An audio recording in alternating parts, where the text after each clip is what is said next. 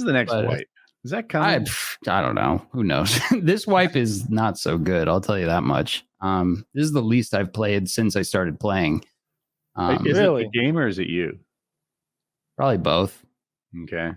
I mean, I've heard like there's all kinds of stuff. I mean, I'm not too involved or like knowledgeable about it, but like, between that like cheater video that came out exposing just how much cheating there is, and then the sound is just like really bad, and like this sounds like every wipe to me. Like every wipe you hear that cheaters are outrageous. Labs has been off limits for as long as I've ever had the game, because that's just where the loot is. So that's where the cheaters go. And then audio has been a complaint since I first got the game. True. Too.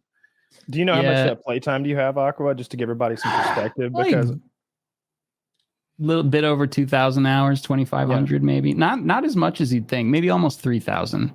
Yeah. That's a tremendous amount. I don't know what I have. I know I have over 1,000. I've wasted infinite amounts of time playing that goddamn game. I played the beginning of this wipe until I got to level 43 or 44, and I usually burn out by then. My number is misleadingly high. Like a better question would be how many raids, which I don't know the answer to, but I think the game would tell you I have like 2,500 hours or 3,500, something like that. And it's because I left the game on constantly to like take Bitcoin out of the hideout. To I would just drop by the office, quickly craft some bullets or something that goes somewhere else, and all day long I'm making money, even though I'm not really playing. So I'm averaging literally like 24 hours a day, and it racks up that's the true. numbers. Yeah. I think I had like 300 raids or something stupid, because this is the first time I played solo, and not when you're waiting on people, you don't get any real playtime in, and it's frustrating. That sucks about the cheaters though. I saw that video and it was really disheartening. A cheater was part of why I quit this wipe. I finally found my LEDX for therapist and was trying to get out with it, and a cheater like came and got me, and ruined my life. Only seen that once or twice. That's an advanced level of cheating. I had a guy crazy. I was camping the extract on interchange, and a guy flies over my head and goes, "Hey Kyle," and I go, my name on Tarkov is Kyle. It's FPS Kyle. So he's like, "Hey Kyle, what's up? Are you the real Kyle?" And I'm like, yeah.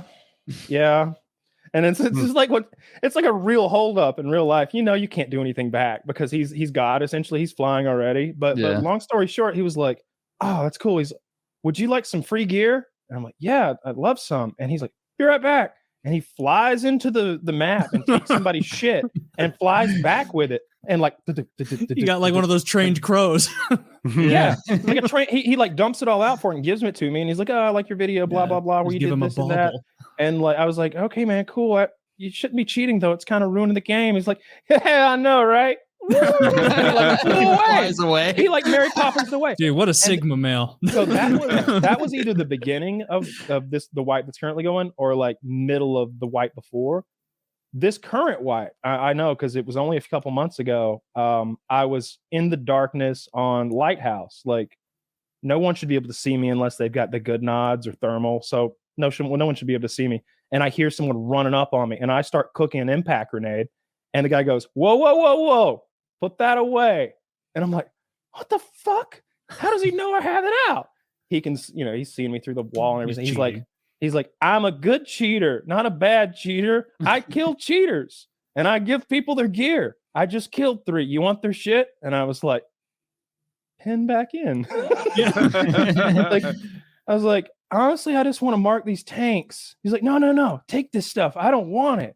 And it's like level 6 armor and like a Giselle and good shit. I guess if you kill cheaters, they're gonna have good stuff. Yeah, it takes a good guy cheater to stop a bad guy cheater. That's what he said. That's what he's like, "I hate cheaters. I've had enough of it. I'm gonna be a vigilante against cheaters in Tarkov." And that's they should have like an internal team that handles it, called like admins or something. And like they're not even cheaters because they work for it and they shut that stuff down. I guess that's not possible for Tarkov. Do they not care about the cheating? They just don't fucking care. Just whatever. I don't think they can stop. I don't think they can stop it. They've altered the game. The game has been altered so many times in order to stop the real money transactions and the cheating that I think that they legitimately want it to stop. They just can't because it's so profitable. one, it's a grindy game. Like Kyle said, it's profitable. So the incentives to cheat are so much higher than they are in Call of Duty, where like cheating means you have like one good game that didn't mean anything. No. In this game, cheating has like persistent, pervasive. What am I looking for? Like it doesn't go away. It starts with a P. Permanent, persistent, perpetual. Maybe I was going for. It doesn't matter. Anyway, it has effects that go on and on and on, and that helps you a ton. And then I had also it's a Russian game, and these Russian developers are incompetent.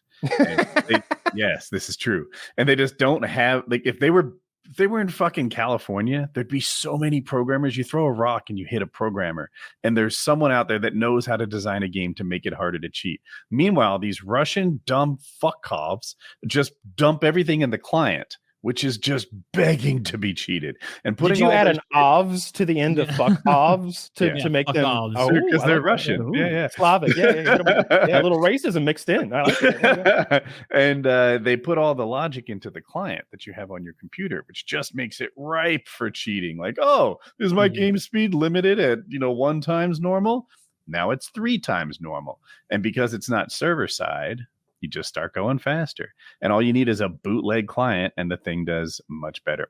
I have some background on this because Minecraft is built like that also. Minecraft was really never meant to be a multiplayer game. So people just download their own clients and they start cheating. So as the admin, you're here trying to detect like, it's fishy that you have 12 headshots in a row. How many headshots before you call someone a cheater? You have friends who can probably get 4 all the time, 6 occasionally. Do you ban them when they get 7 headshots in a row? Moving quickly, you'd think that'd be an easy one to catch. Well, network connectivity is buggy. So sometimes, a guy jumps 100 feet and that means he's cheating. Sometimes it means that whether it be his fault, the internet's fault, or my fault as the server owner, packets got dropped. And I get hit with fly hack all the time on Rust, for example. That's a good example of that. Anytime you're when you're interacting with things that are moving in that game, boats and jumping in general, in certain situations, it'll hit you with a fly hack, and it disconnects you briefly and then connects you right back. It's such a good system. So when you're Tarkov or you're Woodycraft, you're just trying to detect behavior that's too impressive to be true, and that means you let mild cheaters go, and mild cheaters are way better than honest players. So it's hard. It sucks too, because I love Tarkov. I love that grind. Rust too. Like those are the 2 games where cheaters have upset me the most. Like really bummed me out and ruined my evening. Because it affects you so much in those games, And also, I want to be like, hey man, why don't you want to play with me? Like, let's compete against one another on an even playing field. Why do you want to cheat against me? That's no fun. Might lose. Yeah, and then I'd be driven to get better. That's the whole point. That's the fun part of games. I gotta lose. If I played a game I was just good at, I'd quit. If I was just the best at something, you know how awful that must be. Shroud must hate playing games. He's just the best at every game. Have you ever cheated in a game? Like One Punch Man. He's lost all like happiness in life. Everywhere he goes, he's headshotting things. Has anyone here ever cheated in a game? Only single player. Yeah. I'm trying to think. In Rust, we used a macro one time, but we didn't use it against people. We were using it against to like take oil rig and stuff like that. And it was just a thing where you would just press a button and it would try to like fix the recoil. It was buggy as shit, and we didn't really use it much.